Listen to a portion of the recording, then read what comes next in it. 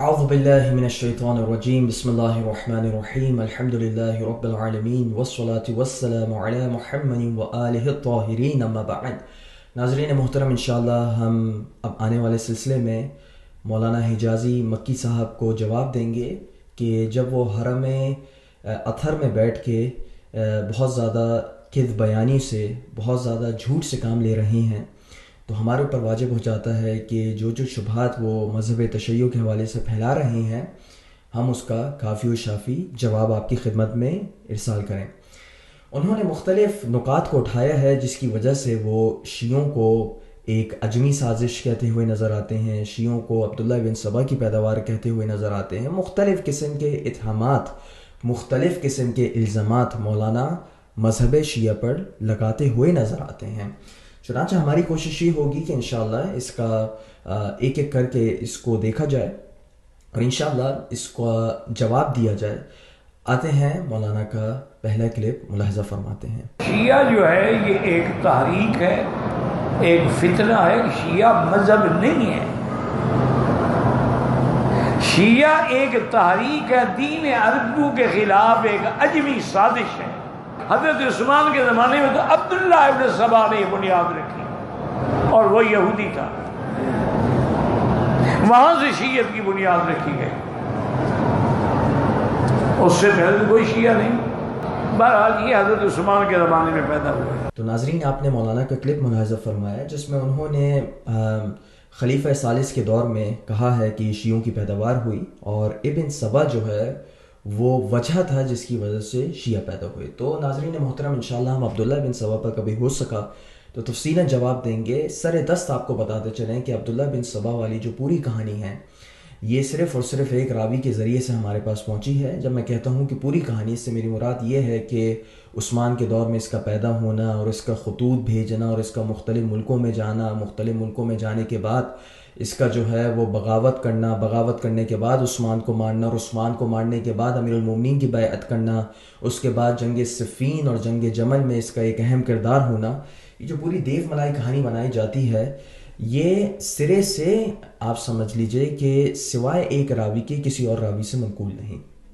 بعد میں عالم والوں نے اس کو نقل در نقل کے تحت تو ضرور نقل کیا ہے، لیکن اگر آپ اصل مصادر کی طرف جائیں تو یہ صرف اور صرف ایک راوی پر یہ بات ختم ہوتی ہے۔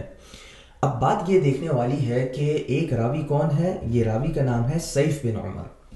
سیف بن عمر وہ ہے جس کے بارے میں یحییٰ کہتے ہیں کہ یہ ضعیف ہے، ابو حاتم کہتے ہیں کہ یہ متروک ہے، ابن حبان کہتے ہیں کہ اس پر زندیق ہونے کی تہمت تھی۔ زندیق یعنی وہ شخص ہوتا ہے جو اپنا ظاہر تو اسلام کا کرے اور باطن میں اس کا کفر چھپا ہوا ہو۔ اسی طریقے سے ابن عدی کہتے ہیں کہ عموماً یہ جن باتوں کو نقل کیا کرتا تھا، حدیثوں کو نقل کیا کرتا تھا، وہ منکر روایات ہیں، یعنی وہ روایات جن کو قبول نہیں کیا جا سکتا۔ چنانچہ ایک ایسا راوی جو مشکوک ترین راوی ہے، اس کے اوپر آپ تمام باتوں کا انحصار کریں، یہ واقعتاً ایک ایسی بات ہے اور ایسی جرأت ہے جس کے بارے میں یہ کہا جائے گا کہ مولانا صاحب آپ کو کوشش کرنی چاہیے کہ اپنے دائرۂ تحقیق کو وسیع کر سکیں۔ دوسری بات یہ کہی گئی کہ جو صحابہ پر تبرہ کیا گیا، صحابہ پر تبرہ بھی ابن سبا نے ایجاد کیا، جو خلفاء پہ کیا جاتا ہے یہ ساری چیزیں، تو ہم زیادہ دور نہیں جاتے۔ خلفاء ثلاثہ پر اگر تبرے کی کہانی دیکھیں تو انشاءاللہ ہم کبھی اور عرض کریں گے۔ سر دست آپ کی خدمت عالیہ میں طبقات الکبریٰ جلد نمبر 3 صفحہ نمبر 197 میں ایک روایت کو نقل کرتے ہیں، اور روایت جو ہے وہ صحیح سند سے منقول ہے۔